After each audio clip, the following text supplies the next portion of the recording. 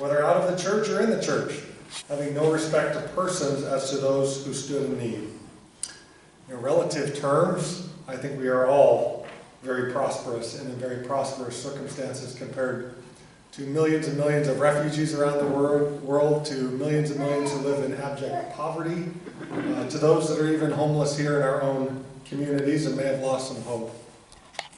The very term humanitarian refers to having concern for or helping to improve the welfare and happiness of people, as well as pertaining to the saving of human lives or the alleviation of suffering, all of which are great and noble causes that require us to act.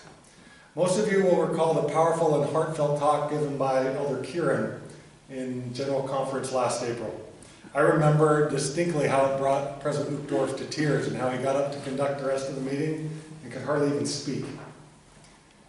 Near the end of his talk, Elder Kieran said, quote, "Being a refugee, and I will add, or homeless, or in abject poverty, may be a defining moment in their lives, but it does not define them.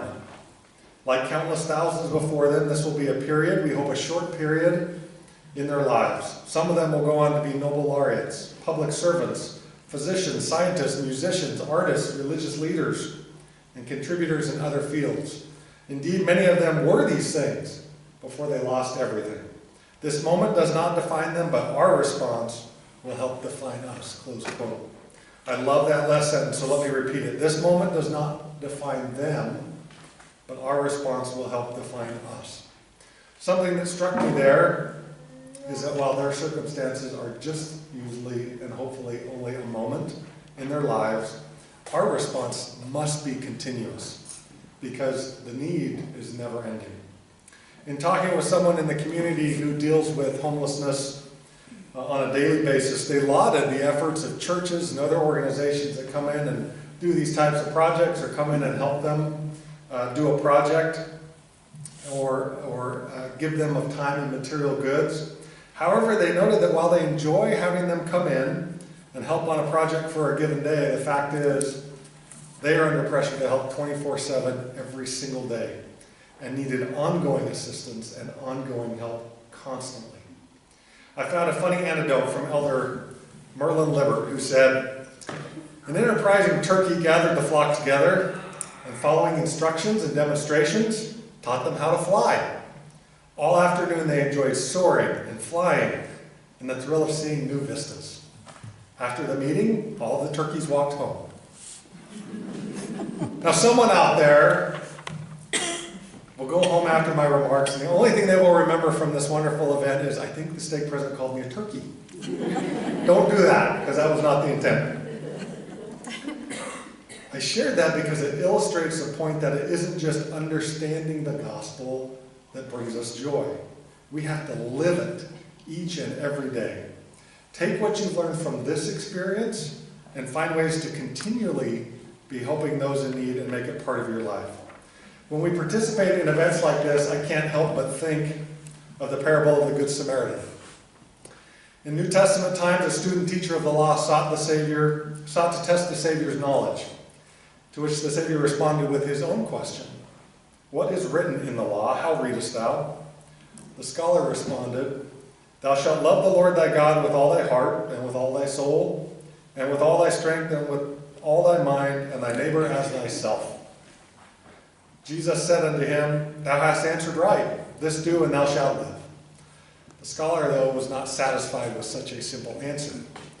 And the book of Luke records that the man willing to justify himself asked a further question.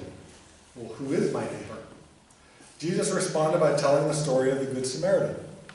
A certain man went down from Jerusalem to Jericho and fell among thieves, which stripped him of his raiment and wounded him and departed, leaving him half dead. And by chance there came down a certain priest that way, and when he saw him, he passed by on the other side. And likewise a Levite, when he was at the place, came down and looked on him and passed by on the other side. But a certain Samaritan, as he journeyed, came where he was, and when he saw him, he had compassion on him. And he went up, and he went to him and bound up his wounds, pouring in oil and wine, and set him on his own beast, and brought him to an inn and took care of him. And on the morrow when he departed, he took out 2 pence and gave them to the host, and said unto him, Take care of him. And whatsoever you spendeth more, will I come again, I will repay thee. Many times we look at this parable and we just see the event. In a recent general conference talk, we heard about the heart of the widow. I think this parable speaks to the heart of the Samaritan. For someone who would go to that much effort to help a fellow traveler, likely didn't just have an epiphany of service as he traveled down that road and saw a wounded man. It was his very nature, cultivated through consistent action over time, that compelled him to stop. Because serving and helping those in need was part of his daily life, and not just a single event on a random road that day. I know from meeting and talking with many of you that you're taking part in humanitarian or other relief efforts in our communities, and it's become part of your very nature. And you are actively involved in the community and other efforts on a daily or weekly basis. Many of you have lots of other responsibilities, including young children or other things to take care of. And maybe daily or weekly is a difficult thing. What I encourage you to do, sisters, is then to pray for the promptings of the Spirit as to where you can help. And when those promptings come, make the time to follow those promptings. My prayer is that we can all have the heart of the Samaritan and be in tune to the ongoing needs around us so that things like today aren't just a single event in the year, but part of our ongoing efforts and contributions to help those in need each and every day. As we do so, we become more like our Savior. As we do so, we fulfill the great commandments of both loving our God with all our heart, might, and mind, and loving our neighbor. May the Lord continue to bless you in your efforts as you go about this great work of relief and service. And I leave you that in the name of Jesus Christ. Amen. Amen.